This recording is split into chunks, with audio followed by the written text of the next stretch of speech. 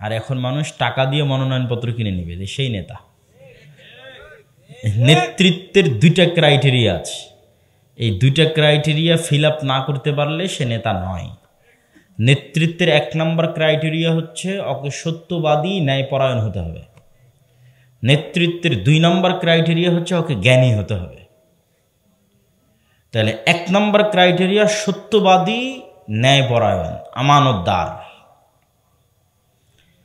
আর আজকের মুসলমানদের মধ্যে শুধু সাধারণ মুসলমান নয়, মসজিদ, মাদ্রাসা, আলেম ওলামা, ইসলামী দল সংগঠন সব মিলিয়ে সবচেয়ে যে জিনিসটার অভাব আছে সেটা হচ্ছে সত্যবাদিতা, সেটা হচ্ছে ন্যায়পরায়ণতা। এটার অভাব সবচেয়ে বেশি। আর মুসলমানদের মধ্যে যেন সত্যবাদী ন্যায়তালা পবিত্র কোরআন মাজিদের একটা আয়াতে বলছেন, ইয়ারফাউল্লাহুল্লাযীনা আমানু মিনকুম ওয়াল্লাযীনা উতুল ইলমা দারাজাত। আল্লাহ তোমাদের মধ্যে কাদেরকে সম্মানিত করেছে জানো? তোমাদের মধ্যে যারা ঈমান এনেছে তাদেরকে সম্মানিত করেছে, আর তোমাদের মধ্যে যারা জ্ঞানে এগিয়ে গেছে ওদেরকে আল্লাহ সম্মানিত করেছে। তাহলে জ্ঞানে এগিয়ে থাকা সম্মানের মূল ভিত্তি। ইন্নামা ইয়াখশাল্লাহু মিন ইবাদিহিল উলামা। আল্লাহ সুবহানাহু তাআলাকে সবচেয়ে বেশি ভয় করে জ্ঞানীরা। মসজিদে যখন জামাত শুরু হবে, ইমামকে নির্ধারণ হবে, তখন রাসূল সাল্লাল্লাহু আলাইহি ওয়াসাল্লাম বলছেন আ'লামুহুম, তোমাদের মধ্যে যে কোরআন এবং হাদিস সম্পর্কে বেশি জানে সেই ইমাম হবে, সেই নেতা হবে। আল্লাহ সুবহানাহু তাআলা যখন তালুতকে নেতা বানালেন, বানু ইসরাইলদের একটা কওম যাদেরকে জেরুজালেম থেকে বের করে দেওয়া হয়েছিল, তো তারা পুনরায় জেরুজালেমে ফিরতে চাইতো। তো তারা তাদের নবী শামুয়েলের কাছে গিয়ে বলল যে আমাদের একজন নেতা দেন। তখন আল্লাহ বলল, ঠিক আছে, তালুতকে তোমাদের নেতা বানিয়ে দিলাম। তখন বানু ইসরায়েলরা বলতেছে, ওর না বংশমর্যাদা আছে, ওর না টাকা আছে, কেমনে ও নেতা হয়? তালুত কেমনে নেতা হয়? না ওর বংশের মর্যাদা আছে না টাকা আছে। তখন আল্লাহ কোরআনে বলছে যে আমরা তালুতকে বাসতাতান ফিল ইলমি ওয়াল জিসম, তালুতকে নেতা বানিয়েছি 2টা কারণে। এক, তালুত তোমাদের যে জ্ঞানী বেশি, বলেন আল্লাহু আকবার, আর তালুতের শারীরিক সক্ষমতা তোমাদের চেয়ে বেশি, যুদ্ধ করতে পারবে। বাসতাতান ফিল ইলমি ওয়াল জিসম। তাহলে জ্ঞানী না হলে নেতা হওয়া যায় না। আর এখন মানুষ টাকা দিয়ে মনোনয়নপত্র কিনে নেবে, সেই নেতা। নেতৃত্বের 2টা ক্রাইটেরিয়া আছে, এই 2টা ক্রাইটেরিয়া ফিল আপ না করতে পারলে সে নেতা নয়। নেতৃত্বের 1 নম্বর ক্রাইটেরিয়া হচ্ছে ওকে সত্যবাদী ন্যায়পরায়ণ হতে হবে। নেতৃত্বের 2 নম্বর ক্রাইটেরিয়া হচ্ছে ওকে জ্ঞানী হতে হবে। তাহলে 1 নম্বর ক্রাইটেরিয়া সত্যবাদী ন্যায়পরায়ণ আমানতদার। আর আজকের মুসলমানদের মধ্যে শুধু সাধারণ মুসলমান নয়, মসজিদ, মাদ্রাসা, আলেম ওলামা, ইসলামী দল সংগঠন সব মিলিয়ে সবচেয়ে যে জিনিসটার অভাব আছে সেটা হচ্ছে সত্যবাদিতা, সেটা হচ্ছে ন্যায়পরায়ণতা। এটার অভাব সবচেয়ে বেশি। আর মুসলমানদের মধ্যে যেন সত্যবাদী ন্যায়পরায়ণ নেতা তৈরি না হতে পারে, এই জন্যই ডেমোক্রেটিক গণতান্ত্রিক সিস্টেম দেওয়া আছে। কেন বললাম এই কথা? কেননা গণতন্ত্রে নেতা হতে আপনাকে অন্য দলের বিরুদ্ধে সত্য মিথ্যা তো বলতেই হবে, একই আসনে নিজ দলের মনোনয়ন প্রার্থীর বিরুদ্ধেও সত্য মিথ্যা বলতে হবে। তাহলে কালচারটাই গড়ে উঠতেছে মিথ্যা এবং দুর্নীতির উপর। আর যখনই একজন ব্যক্তি মিথ্যা বলে ফেলতেছে এবং দুর্নীতি করে ফেলতেছে, তখন আল্লাহর দৃষ্টিতে, ইসলামের দৃষ্টিতে নেতৃত্বের ক্রাইটেরিয়া থেকে বাতিল, ওর আর নেতা হওয়ার কোনো সুযোগ নাই। এবং মক্কার কাফের মুশরিকরা পর্যন্ত এই গুণে আজকের মুসলমানদের চেয়ে ভালো ছিল। আজকের মুসলমানেরা গোলাম আছে শুধু এই কারণে, এই 2টা কারণে। যে 2টা কারণে বলতে কেন, গোলামের অল্টারনেটিভটাই হচ্ছে নেতা, গোলামের বিপরীতটাই নেতা। হয় আপনি নেতা, না হয় গোলাম। তাহলে আপনার নেতৃত্বের যোগ্যতা যদি না থাকে আপনি গোলাম অবস্থায় আছেন। তো আজকের বর্তমান বিশ্বের মুসলমানেরা গোলাম অবস্থায় আছে এই দুইটা কারণেই। এক, নেতৃত্বের 1 নম্বর ক্রাইটেরিয়া তারা ফুলফিল করতে পারতেছে না, যেটাতে মক্কার কাফের মুশরিকরা তাদের চেয়ে গিয়েছিল। যেমন মক্কার একজন কাফের মুশরিক নেতা আবু তালেব, আল্লাহর নবীর চাচা, সে মুশরিক, মূর্তি পূজক, কিন্তু মিথ্যুক। আবু তালেব মিথ্যুক? কেউ বলতে পারবে না, হিস্ট্রিতে নাই, ওদের রক্তের মধ্যেই নাই, বলবে কিভাবে? আবু তালেব দুর্নীতিবাজ, কারো টাকা মেরে নিয়েছে? ওদের রক্তের মধ্যেই নাই দুর্নীতি করা। আব্দুল মুত্তালিব এবং আব্দুল মুত্তালিবের সন্তানদের রক্তের মধ্যেই দুর্নীতি করা নাই। কেন? এটা নেতৃত্বের প্রথম গুণ। সে মুশরিক হতে পারে। এই জন্য আবু তালেবের ছেলে আলী, চতুর্থ খলিফা রাজিয়াল্লাহু তাআলা আনহু, আবু তালেবের ছেলে যখন মুসলমান হয়ে গেছে তখন বিশ্বের নেতা। কেন? নেতৃত্বের মূল ক্রাইটেরিয়া তো আগে থেকে ফিল আপ আছে, শুধু তাওহীদটা ছিল না। সত্যবাদিতা, ন্যায়পরায়ণতা তো জন্মগত অবস্থায় পেয়েছে, সেখানে তাওহীদ এসে যুক্ত হয়েছে, আল্লাহর নবীর জ্ঞান এসে যুক্ত হয়েছে, বিশ্বের নেতা হয়ে গেছে। আবু সুফিয়ান মহা বড় কাফের মুশরিক নেতা, আল্লাহর নবীর সাথে সবগুলো যুদ্ধে এই পারের নেতা মুহাম্মদ সাল্লাল্লাহু আলাইহি ওয়াসাল্লাম, ওই পারের নেতা আবু সুফিয়ান। উহুদের যুদ্ধে এই পারের সেনাপতি মুহাম্মদ সাল্লাল্লাহু আলাইহি ওয়াসাল্লাম, ওই পারের সেনাপতি আবু সুফিয়ান। খন্দকের যুদ্ধে এই পারের সেনাপতি মুহাম্মদ সাল্লাল্লাহু আলাইহি ওয়াসাল্লাম, ওই পারের সেনাপতি আবু সুফিয়ান। কিন্তু আবু সুফিয়ানের লাইফ হিস্ট্রিতে কেউ বলতে পারবে না যে আবু সুফিয়ান কারো 1 টাকা মেরে নিয়েছে, আর আবু সুফিয়ান কোনোদিন মিথ্যা বলেছে। এমনকি মুহাম্মদ সাল্লাল্লাহু আলাইহি ওয়াসাল্লামের নামে যখন আবু সুফিয়ানকে জিজ্ঞেস করা হয়েছে হিরাক্লিয়াসের দরবারে, তখনও আবু সুফিয়ান মিথ্যা বলেনি। কেননা মিথ্যা বললে নেতৃত্বের ক্রাইটেরিয়াতে বাতিল হয়ে যায়, আর নেতা থাকতে পারে না। তো এবার আবু সুফিয়ানের ছেলেরা যখন, আবু সুফিয়ান নিজেও ইসলাম গ্রহণ করলো, আর ছেলেরাও যখন ইসলামে চলে আসলো, মুআবিয়া থেকে শুরু করে আরও পরে যারা আসছে, তো এই উমাইয়া খলিফারাই হলো এই যতদূর পর্যন্ত আজকে ইসলাম গেছে তার 80% এরিয়া উমাইয়ারে বিজয় করেছে। তারপরে তো আর কেউ সীমানা বাড়াতেই পারেনি, সীমানা ওই পর্যন্তই শেষ যে পর্যন্ত উমাইয়ারা বাড়িয়েছে। উমাইয়াদের আমলি মোহাম্মদ বিন কাসেম ভারত বিজয় করেছে, তো আজ পর্যন্ত ভারতে ইসলাম আছে। যেখানে যেখানে ইসলাম আছে সেখানে সেখানে উমাইয়াদের শাসনামলি গেছে। ওরাই সবচেয়ে বেশি এরিয়া বিজয় করেছে, কেন ওরা শ্রেষ্ঠত, নেতৃত্বের শ্রেষ্ঠতায় আসীন ছিল। কেন? নেতৃত্বের প্রথম ক্রাইটেরিয়া তারা ফুলফিল করতে পেরেছিল, সেটা হচ্ছে সত্যবাদিতা, ন্যায়পরায়ণতা। আর এখন একজন মুসলমান খুঁজেন, ওসি, ডিসি, এসপি, মন্ত্রী, minister, AC land, sub registrar, SP, মুখে দাড়িও পাবেন, 50-100 বার উমরাও করেছে, ঠিক আছে, মাথায় দেখা যাচ্ছে টুপিও আছে, কিন্তু যখন ওই চেয়ারে বসতেছে তখন ঘুষ খায়। মসজিদ মাদ্রাসার কমিটিতে আছে, জালসার প্রধান অতিথিতে আছে, কিন্তু ন্যায়পরায়ণতা, সত্যবাদিতাই নাই। তাহলে এদের কাছে ইসলামের প্রকৃত চিত্রটা পরিষ্কারই হয়নি, যে ইসলামের প্রকৃত চিত্রটা কি। এবং এরা ইসলামের বাহ্যিক আমলগুলোকে ধোঁকা দেওয়ার জন্য ব্যবহার করতেছে। নিজেকে ধোঁকা, আল্লাহকে ধোঁকা, মানুষকে ধোঁকা, 3টা ধোঁকা। যে আমি বাহ্যিকভাবে নামাজ পড়ে, বাহ্যিকভাবে হজ উমরা করে, বাহ্যিকভাবে দাড়ি টুপি দিয়ে আমি নিজেকে ধোঁকা দিব, আল্লাহকে ধোঁকা দিব, মানুষকে ধোঁকা দিব। কিন্তু ঈমান মানেই তো সত্যবাদিতার উপর দাঁড়িয়ে থাকা। লা ঈমান আল ঈমান লা আমানাতা লাহু। যার আমানত নাই, যার ন্যায়পরায়ণতা নাই, ওর অন্তরে ঈমানও নাই। ঈমানটাই আসল। আপনি ইউরোপ, আমেরিকা যান, লন্ডন যান, সেখানে গিয়ে দেখেন যে সবচেয়ে বেশি 2 নম্বরই কাগজপাতি, 2 নম্বরই আবেদন, ভুয়া মিথ্যা তথ্য দিয়ে কারা নাগরিকত্ব এবং 1 নম্বরে। অথচ সবাই দেখবেন মসজিদে নামাজ পড়তেছে। তাহলে তাদের কাছে ইসলাম কি, এটা এখনো পরিষ্কার না। তারা মনে করেছে এই বাহ্যিক আমলগুলো দিয়ে আমরা নিজেরাও ধোঁকা দেবো, মানুষকে ধোঁকা দেবো, সবাইকে ধোঁকা দেবো, কিন্তু বলবো মিথ্যা, করবো অন্যায়, দুর্নীতি, হারাম। অথচ ওটাই ইসলাম, আগে ওটাই পূরণ করতে হবে, সেটাই ইসলাম, না হলে নেতৃত্ব আসবে না। দেখেন, বানু ইসরাইলেরা ছিল নবীদের সন্তান, ইব্রাহিম আলাইহিস সালামের সন্তান। যে বানু ইসরাইলের ঘটনায় পবিত্র কোরআনের সূরা বাকারা সহ, সূরা বাকারায় ব্যাপক, আর অন্য সব সূরাতে তো আছে। সবচেয়ে বেশি যে নবীর ঘটনা আলোচিত হয়েছে কোরআনে, সেটা মুসা আলাইহিস সালামের ঘটনা। আমরা উম্মত মুহাম্মদ সাল্লাল্লাহু আলাইহি ওয়াসাল্লামের আর কোরআন গল্প করে রেখেছে কার? মুসা আলাইহিস সালামের। আপনি খুলে পড়েন, সবচেয়ে বেশি গল্প আছে মুসা আলাইহিস সালামের, সবচেয়ে বেশি গল্প আছে বনী ইসরায়েলের।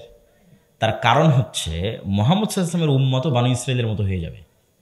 এই জন্য ওদের এই গল্পগুলো জানা থাকা দরকার, এই শিক্ষাগুলো থাকা দরকার, কেন এদেরও আলটিমেট গোল ভবিষ্যৎ হচ্ছে এরাও বনী ইসরায়েল।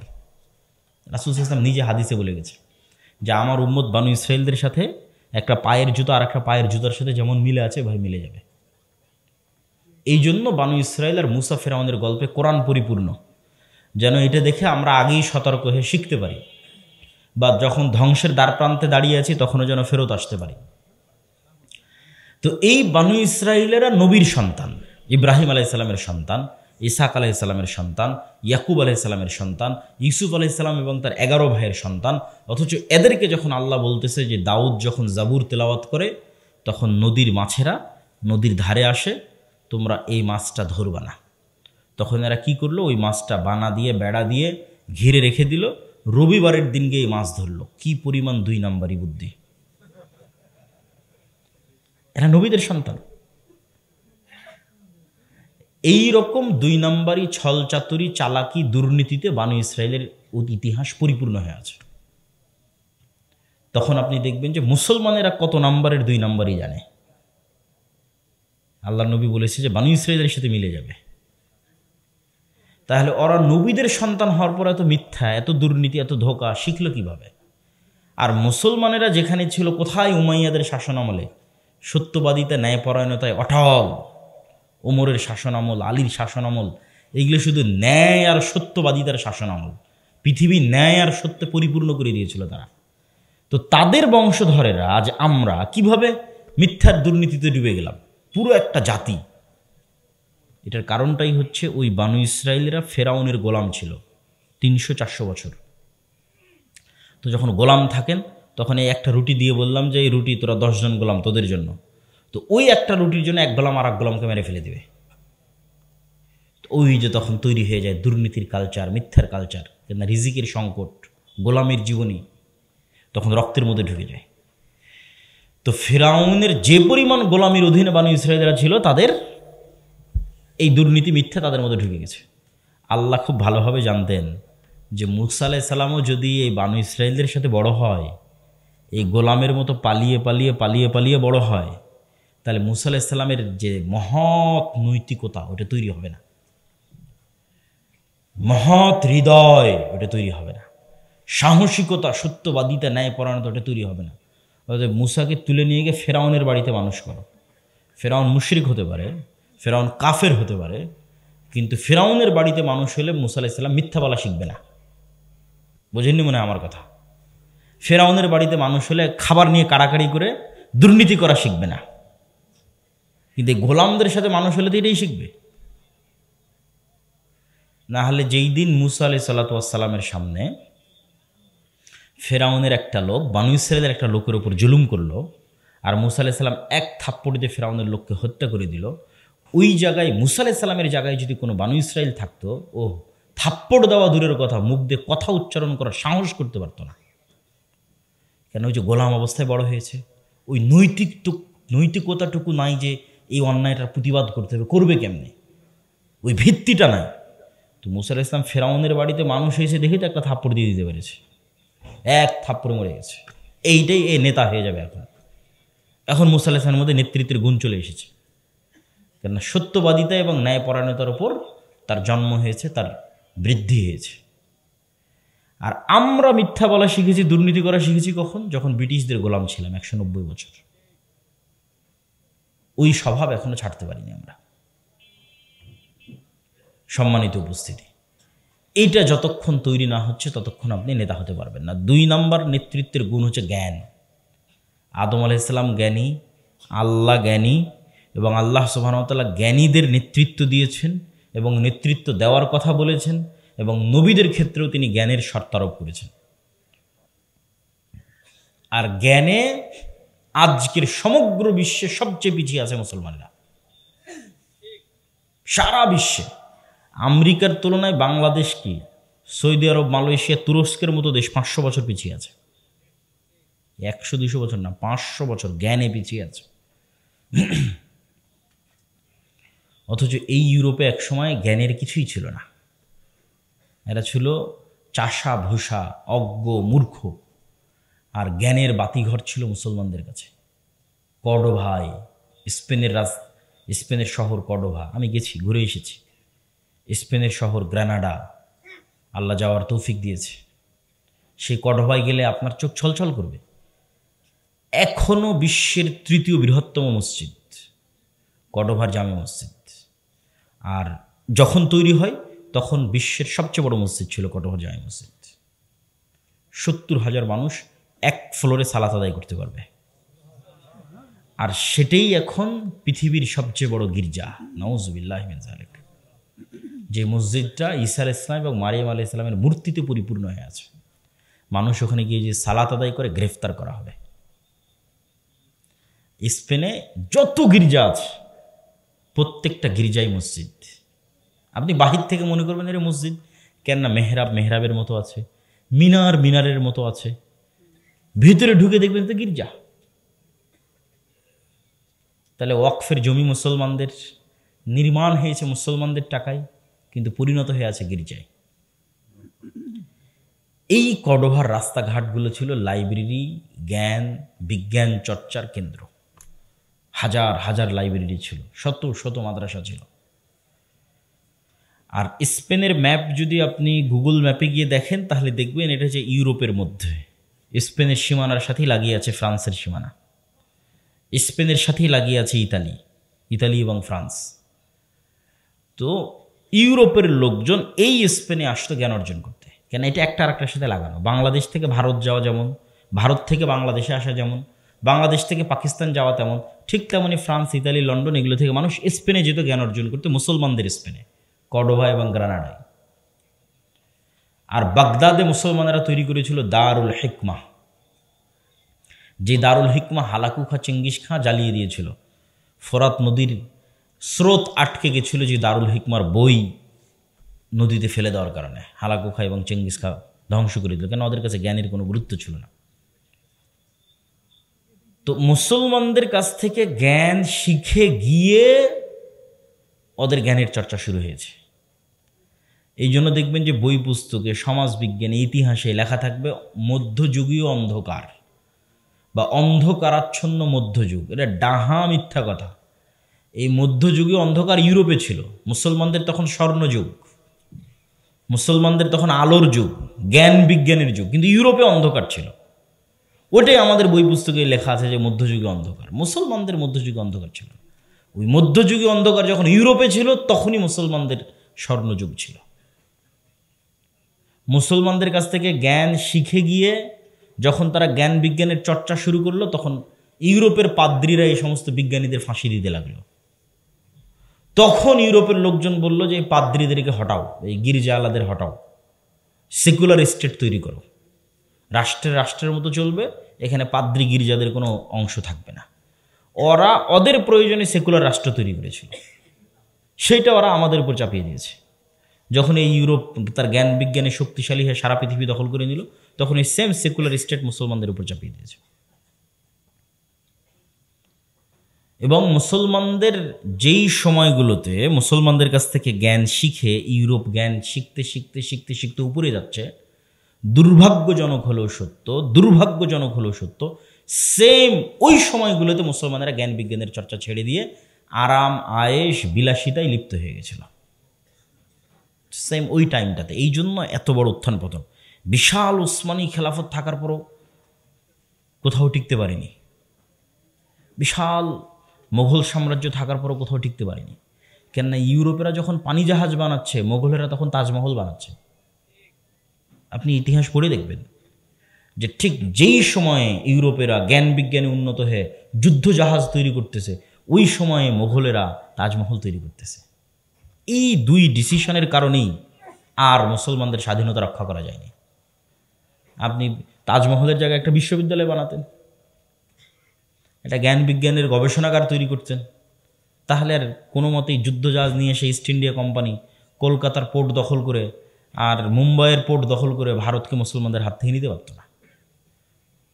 ওরা যেই পরিমাণ উন্নত অস্ত্রপাতি নিয়ে আসছে, যেই পরিমাণ যুদ্ধ জাহাজ নিয়ে আসছে ওগুলো ছিলই না এদের কাছে। কেন? ওগুলোর পিছনে এরা সময়ই দেয়নি। ওরা সব টাকা ব্যয় করেছে আরাম আয়েশ, বিল্ডিং নির্মাণ, বাড়িঘর নির্মাণ, এই বাগান তৈরি, দেশ শেষ, মুসলমানদের স্বাধীনতাই শেষ। একই অবস্থা ছিল উসমানীয় সালতানাতের সময়। তাহলে কি দেখা গেল? এখানে আর একটা বিষয় মনে রাখতে হবে, মুসলমানদের কাছে যখন জ্ঞান ছিল তখন মুসলমানেরা জ্ঞানকে আল্লাহর নিয়ামত মনে করত, সাদাকায়ে জারিয়া মনে করত। এই জন্য একটা হিন্দুও যদি মুসলমানদের কাছে জ্ঞান শিখতে এসেছে, ইউরোপের খ্রিস্টানরাও যদি জ্ঞান শিখতে এসেছে, মুসলমানেরা ফি সাবিলিল্লাহ জ্ঞান শিখিয়েছে। এই পয়েন্টটা খুব ভালো করে মনে রাখবেন যে ইউরোপেররা মুসলমানদের কাছ থেকে জ্ঞান নিয়ে গেছে কোনো খরচ করা ছাড়াই, ফি সাবিলিল্লাহ।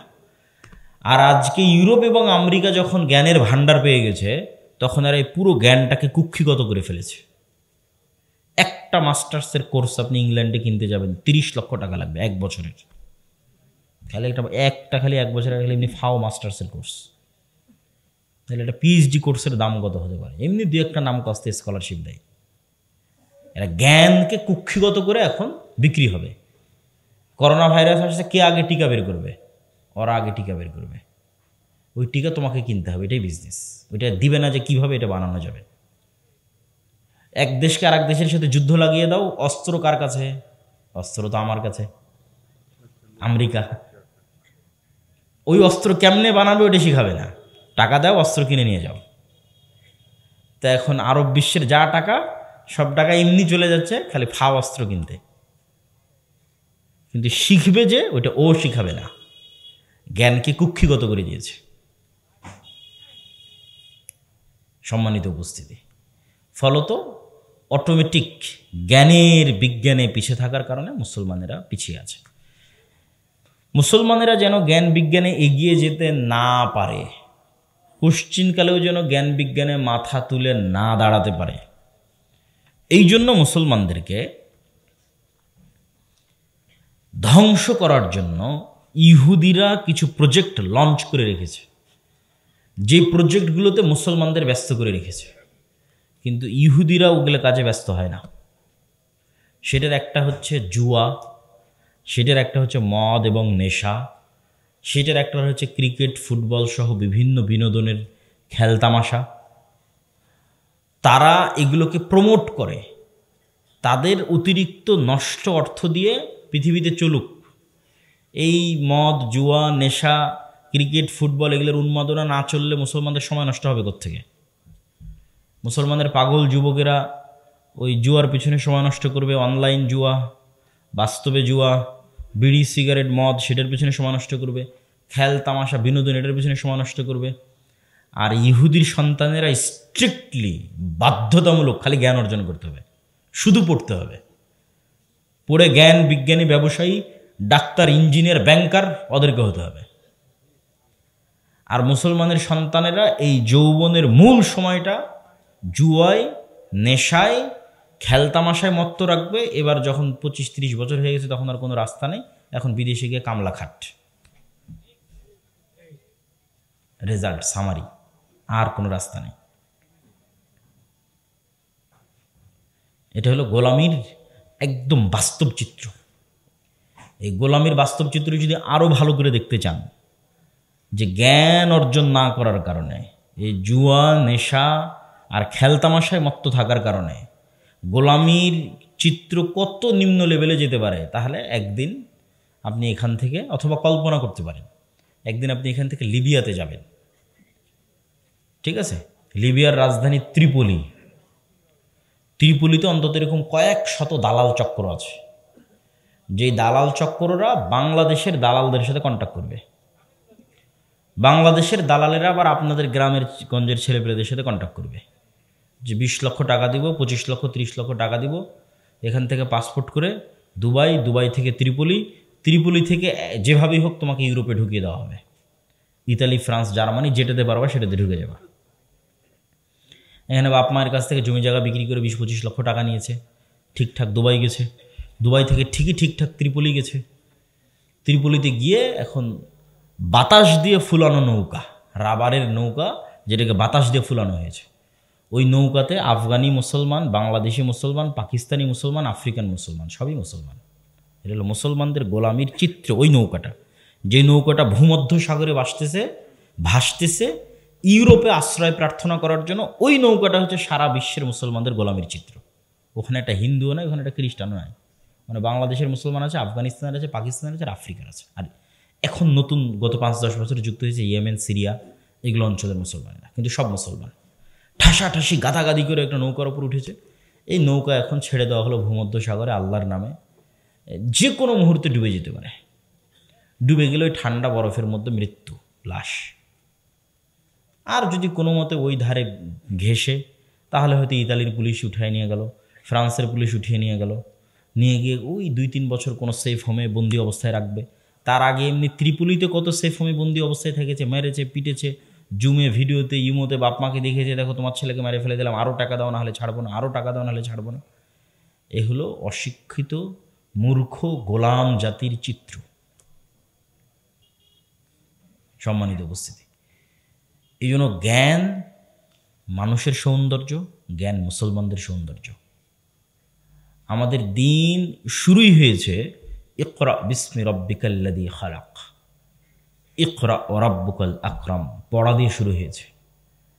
আর জ্ঞানের কথা বলতে বলতে রাসূলুল্লাহ সাল্লাল্লাহু আলাইহি ওয়াসাল্লাম, তার সাহাবীরা, আল্লাহ সুবহানাহু ওয়া তাআলা নিজে কোরআনে জ্ঞানের কথা দিয়ে পরিপূর্ণ করে রেখেছে। অথচ আমাদের মধ্যে জ্ঞান চর্চার কোনো কালচারই নাই। এই জন্য সৈয়দ মুজতবা আলী তার বই কেনা প্রবন্ধের মধ্যে লিখেছে যে বাঙালির যাত্রার মঞ্চে ঢোকার টিকিট কাটার টাকা আছে, বাঙালির কোথাও জাদু হবে, কোথাও কি বলে ওর নাম, খেলা হবে, কোথাও ছবি হবে হলে, সেটা কেটে ওই ছবির হলে ঢুকে ছবি দেখার টাকা আছে। কিন্তু বই কিনতে বললে বই কেনার টাকা নেই, আর বই পড়ার সময়ও নেই।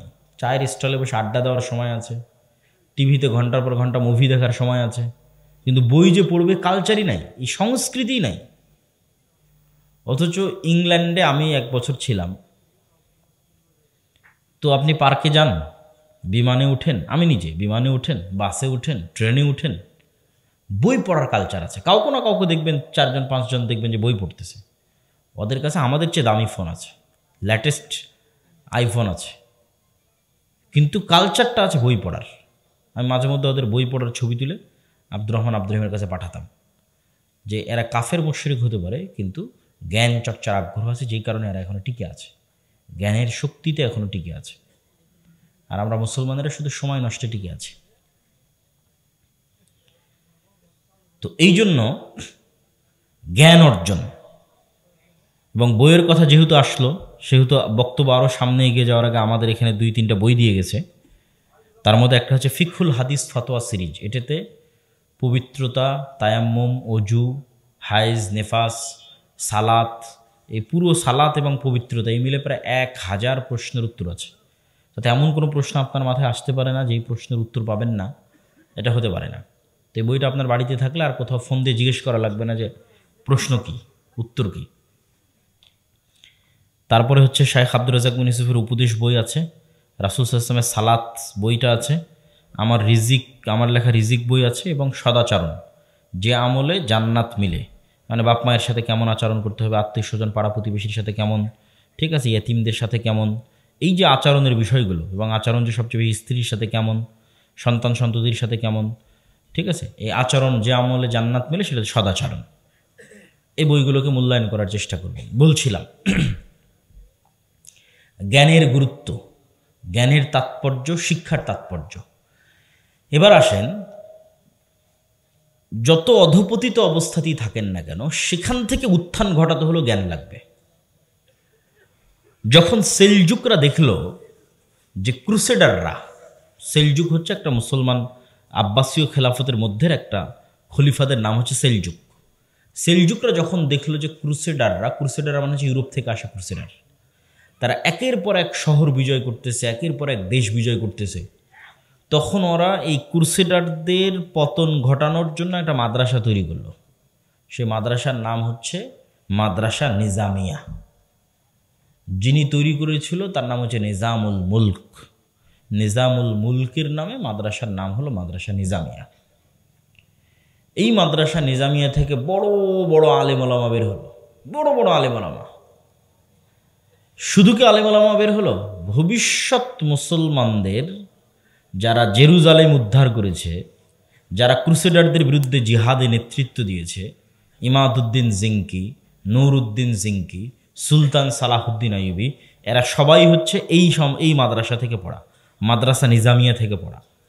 তাহলে যখন জ্ঞানের চর্চার জন্য একটা মাদ্রাসা তৈরি করা হলো, সেই মাদ্রাসায় ভবিষ্যৎ নেতাদের জন্ম হলো, যেই ভবিষ্যৎ নেতারা আবার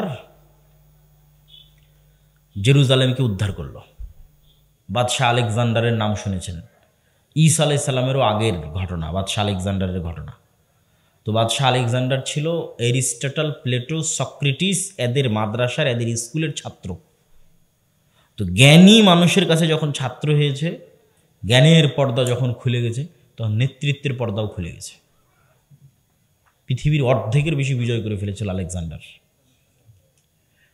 আজকের যে ব্রিটিশ বিরোধী আন্দোলন করে আমরা যে স্বাধীন বাংলাদেশে এখন বসবাস করতেছি, ন্যূনতম যতটুকু স্বাধীনতা ভারতের কাশ্মীরের মুসলমানদের তুলনায় আমরা একটু বেশি পাই, অথবা ভারতের যে কোনো অঞ্চলের মুসলমানদের তুলনায় বাংলাদেশে বসে যতটুকু স্বাধীনতা আপনি ভোগ করেন, এই স্বাধীনতাটাও ব্রিটিশ বিরোধী আন্দোলনের সময় মুসলমানেরা চিন্তা করেছিল, আল্লাহ রহম করুক, শাহ ওলিউল্লাহ মুহাদ্দিস দেহলভির উপর, যিনি এই শিরক বিদআতে পরিপূর্ণ, কুসংস্কারে পরিপূর্ণ। বাদশাহ আকবর তো ধ্বংস করে দিয়েছিল ইসলামকে। বাদশাহ আকবর দ্বীনে ইলাহি প্রজেক্ট লঞ্চ করেছিল খালি হিন্দুদের সাথে মুসলমানদের মিক্সিং করার জন্য। শ্রী চৈতন্যর প্রজেক্ট শুধু এসেই ছিল হিন্দু আর মুসলমানদের মধ্যে কালচারাল মিক্সিং করো। যেখানে এমনিতেই হিন্দুদের সংখ্যা বেশি, এমনি মুসলমানেরা নিজ ইমান আকীদা নিয়ে বাঁচার কথা নয়, সেখানে মুসলমান শাসকই চেষ্টা করতেছে হিন্দু আর মুসলমানের সংস্কৃতির মধ্যে মিল তৈরি করতে হবে। ফলত মুসলমান সমাজ শিরক বেদাত কুসংস্কারে ডুবে গেছে, ধ্বংস। তখন শাহ ওলিউল্লাহ মুহাদ্দিস দেহলভী দেখল যে একে তো মোগল বাদশারা, তারা একে তো না জ্ঞানের চর্চা করতেছে, আর একদিকে মুসলমানদের দিনদারিতা শেষ। তখন শাহ ওলিউল্লাহ মুহাদ্দিস দেহলভী দেখল এটার একটাই রাস্তা, জ্ঞান। জ্ঞানের বাতি যদি আমি না জ্বালাই, তাহলে ভারতের মুসলমানদের ভবিষ্যৎ নাই, শেষ।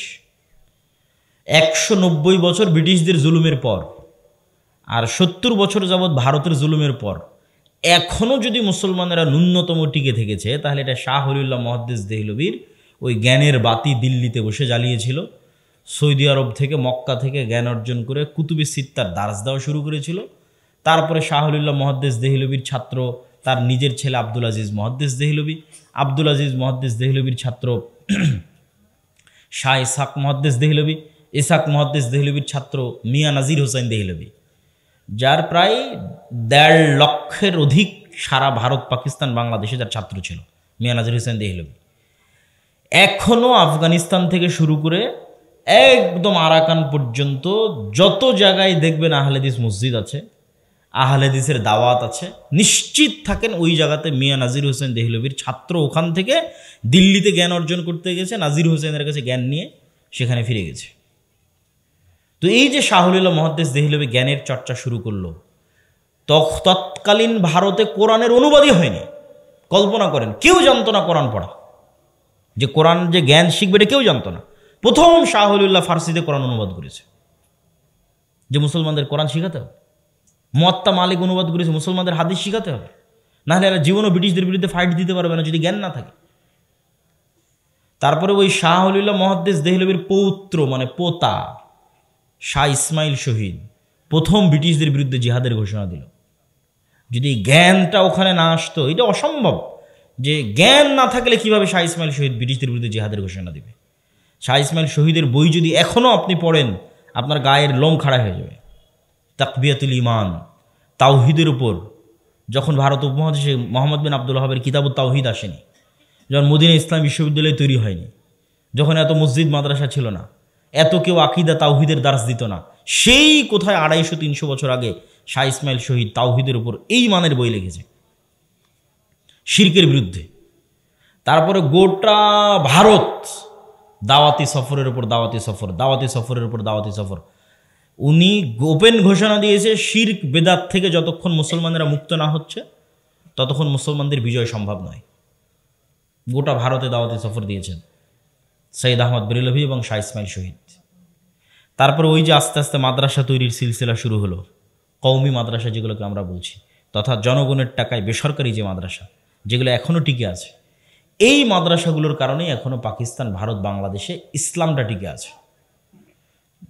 নাহলে স্পেন থেকে যেভাবে মুসলমানেরা একদম সাফা হয়ে গেছে, এই ভারত উপমহাদেশ থেকে মুসলমানেরা জিরো হয়ে যেত, জিরো, যদি এই জ্ঞানের চর্চাগুলো তৈরি না হতো। সম্মানিত উপস্থিতি, তাহলে আপনি যদি এখন যেখানে দাঁড়িয়ে আছেন এখান থেকে আরও বেশি বিজয় অর্জন করতে চান, আরও জ্ঞানের দরকার, আরও জ্ঞানের চর্চার দরকার। যারা নতুন যুগের চাহিদা অনুযায়ী নতুন জ্ঞান বিজ্ঞানের আলোকে মুসলমানের সন্তানদের জ্ঞান এবং বিজ্ঞান, জেনারেল শিক্ষা, ইসলাম শিক্ষা, দিন শিক্ষা সকল দিক থেকে উন্নতি ঘটিয়ে একটা নতুন বিপ্লবের রাস্তা তৈরি করবে, এইটা আপনি শিক্ষা প্রতিষ্ঠান ছাড়া করতে পারবেন না।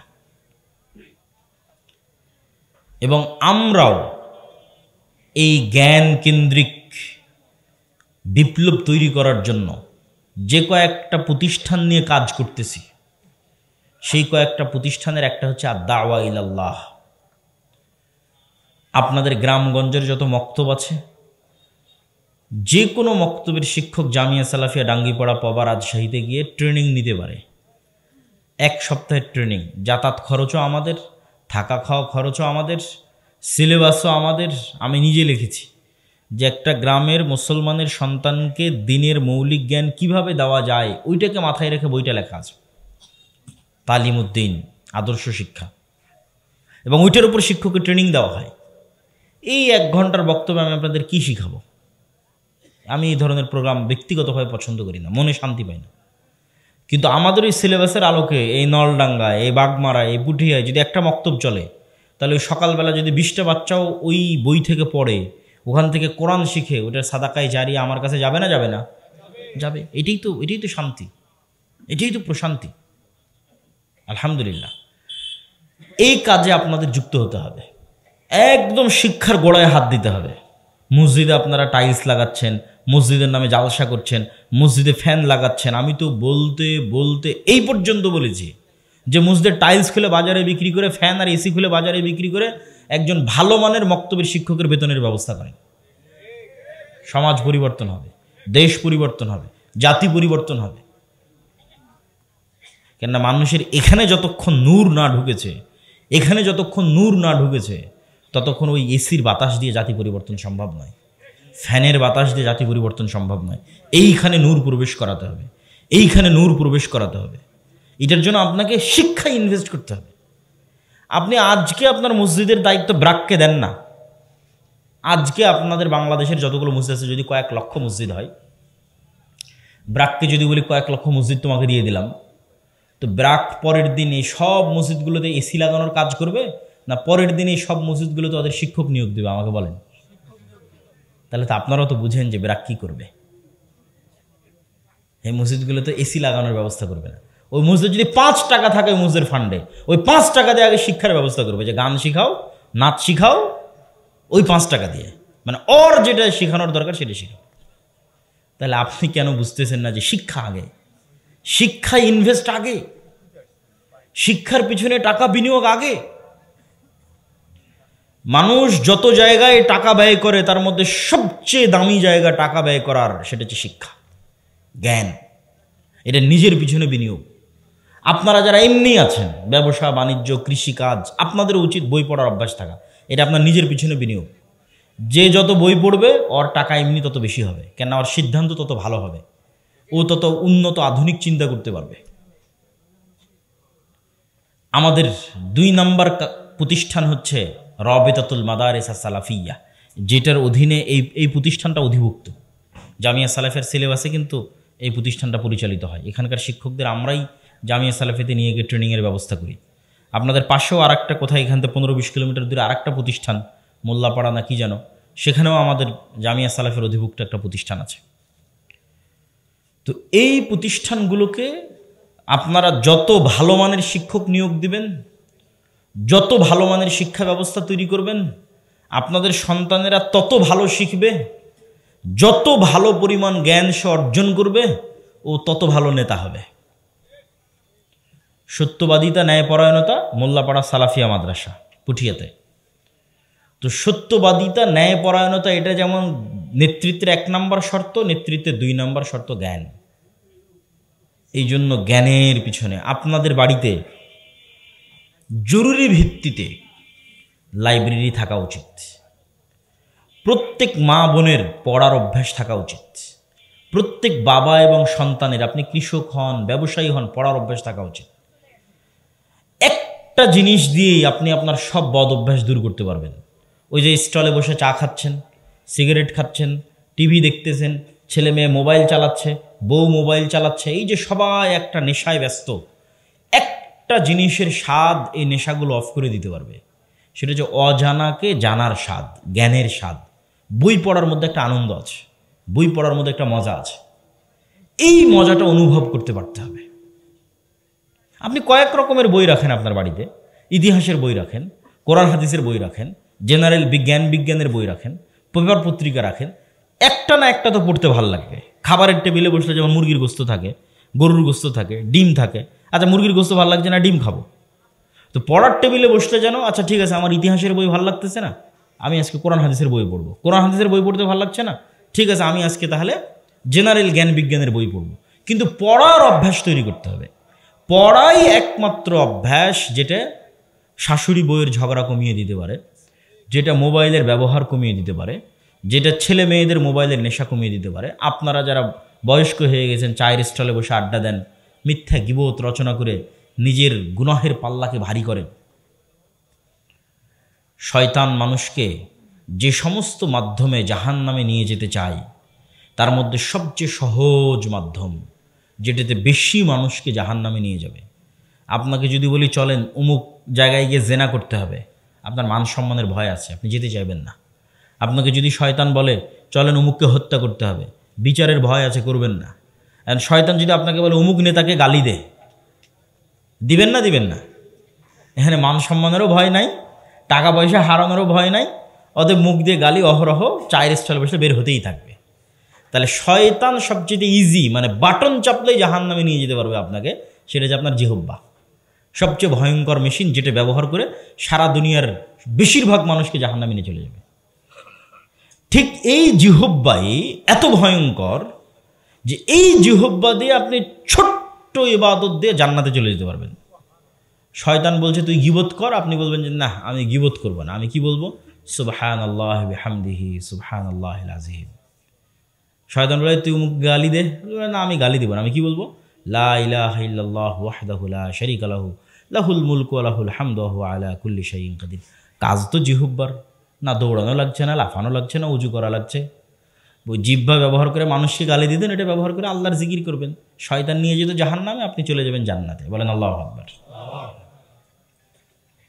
তাহলে এই যে জ্ঞানের চর্চা যদি না করেন, পরিবারে যদি জ্ঞানের চর্চা তৈরি না করেন, সন্তানদেরকে যদি জ্ঞানের রাস্তায় না নিয়ে যান, তাহলে না আপনার সন্তানের কোনো ভবিষ্যৎ আছে, না আমাদের দেশ ও জাতির কোনো ভবিষ্যৎ আছে। সন্তানকে 100 বিঘা জমি দিয়ে যাবেন, ওটি না মারামারি করবে। সন্তানকে বিশাল মোটরসাইকেল দিবেন, সন্তানকে মোবাইল দিবেন, ওটা না ধ্বংস হয়ে যাবে।